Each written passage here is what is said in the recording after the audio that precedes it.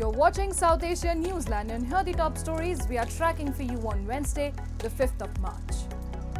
Every country wants to strengthen economic ties with India, says PM Modi. Suicide bombing at Pakistan military site kills at least 12. And Trump says person responsible for attack on US troops in Afghanistan arrested.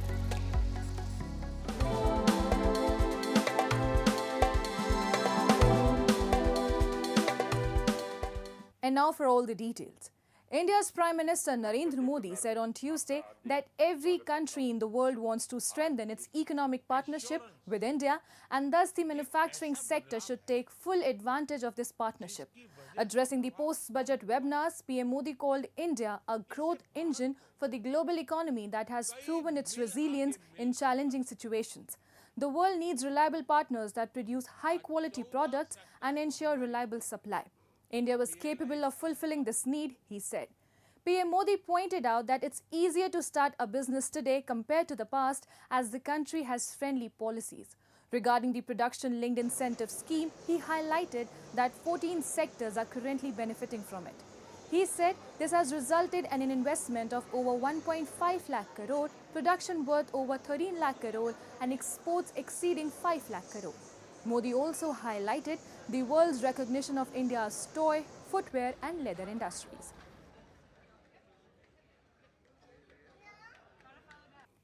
India secured a spot in the Champions Trophy final with a tense 4-wicket victory over Australia in the first semi-final on Tuesday, led by Virat Kohli's crucial knock. Australia's captain Steve Smith chose to bat first with half-centuries from him and Alex Carey helping them post 264 all-out at a traditionally low-scoring venue. India began their chase cautiously. Shubman Gill struggled early while captain Rohit Sharma attacked from the start. After the openers fell, Kohli and Shreyas Iyer steadied the innings. Kohli anchored the chase but fell short of finishing it, while KL Rahul's unbeaten 42 guided India home with 11 balls to spare. Fans erupted in celebrations after India's win. Rohit Sharma set a historic milestone as the first captain to reach the final of all ICC tournaments. India also became the first team to reach 5 Champions Trophy finals, surpassing all others. Across India, celebrations erupted with fans taking to streets, bursting firecrackers and chanting slogans like Bharat Mata Ki Jai and Vande Mataram.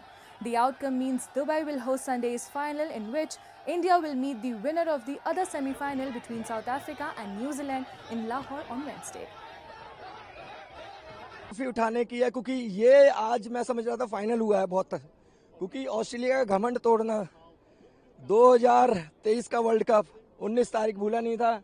मैंने सुबह बोला था कि भाई इसका बदला लिया जाएगा और किंग कोहली चलेंगे और बस शतक से बेशक चूक गए लेकिन शतक के पारी से कम नहीं थी। You used a very good word that we played flawlessly. I think yes we did, but we still have one more game to go. We know that we're a good one-day side, and the most important thing is the way we've actually played throughout this competition. The hunger, the commitment, and the eagerness to try and do something special for the country is always there in that dressing room. A pair of suicide bombers drove 2 vehicles filled with explosive into a security installation in northwestern Pakistan on Tuesday, killing at least 12 civilians, among them 6 children, police and rescue services said. The blast brought down the roof of a nearby mosque soon after residents had broken their fast during Ramadan. Security forces foiled the militants' bid to enter the military facility after the blast, the officials said, adding that 6 of them were killed in an exchange of fire. There was, however, no immediate claim of responsibility, but recent years have seen growing attacks by Tehreek-e-Taliban Pakistan on police and military in areas near the Afghan border. The evil ambition of the enemies of Pakistan will never be allowed to succeed, Prime Minister Shehbaz Sharif said in a statement condemning the attack. Moving on. Tensions have escalated in Sindh as the Jai Sindh Freedom Movement has condemned a violent state crackdown on university students who were protesting the forced constructions of the canals on the Indus River. A report. The Jai Sindh Freedom Movement has strongly condemned the violent state crackdown on students of Sindh University protesting against the forced construction of canals on the Indus River.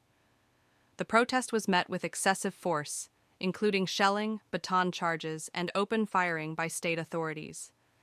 In a joint statement, Sohail Abro, the chairman of JSFM, and other senior leaders decried the repression as a gross violation of human rights. They asserted, the Indus River is the lifeline of Sindh, and every Sindhi has a duty to protect it. The repression of students is a clear indication of the state's long-standing policies to suppress Sindh's resources and identity, the statement read. The JSFM has appealed to the UN and human rights bodies to take immediate notice of what they described as Pakistan's ongoing oppression of Sindh's people. Sindhi nationalist parties have long accused Pakistan uses enforced disappearances, extrajudicial killings, and political repression as tools to silence voices of Sindhis. President Donald Trump announced on Tuesday that the individual responsible for the deadly 2021 Kabul airport bombing, which killed 13 US service members, has been arrested with Pakistan's assistance and is being extradited to the United States to face justice. Trump shared the news during an address to Congress but did not provide further details. US Attorney General Pam Bondi confirmed the arrest, stating that the suspect would be taken into US custody by the Justice Department, FBI and CIA. We hope this brings some closure to the families of the 13 American heroes lost at Abbey Gate. We will continue to bring those who harm Americans to swift and decisive justice, Bondi wrote on X. According to CNN, which cited a White House official, the suspect has been identified as Muhammad Sharifullah, who was allegedly involved in planning the bombing. The report confirmed that he is currently being extradited to the United States. The attack at Abbey Gate in Kabul on August 26, 2021 occurred during the chaotic US withdrawal from Afghanistan. Claimed by ISIS-K, the suicide bombing killed 13 US troops and over 170 Afghan civilians, making it one of the deadliest incidents during the evacuation. 3.5 years ago, ISIS terrorists killed 13 American service members and countless others in the Abbey Gate bombing during the disastrous and incompetent withdrawal from Afghanistan. Not that they were withdrawing, it was the way they withdrew. Perhaps the most embarrassing moment in the history of our country. Tonight, I am pleased to announce that we have just apprehended the top terrorist responsible for that atrocity, and he is right now on his way here to face the swift sword of American justice. A day after the Bangladesh Foreign Ministry refuted US President Donald Trump's allegation that Dhaka received $29 million in funding for a controversial project, Foreign Affairs Advisor Mohammad Tawhid Hussain stated that the issue would not impact US-Bangladesh relations. In a statement, the Foreign Ministry clarified that USAID had awarded the Strengthening Political Landscape in Bangladesh Project to Democracy International, a US-registered organization, following a competitive bidding process. The allegation that USAID awarded the $29 million project to a company owned by two individuals in Bangladesh is not true, the ministry asserted. Addressing reporters on Tuesday, Hussain dismissed concerns over potential strains in Bangladesh-US relations following Dhaka's response. I don't see any reason for deteriorating relations with the United States, UNB quoted him as saying.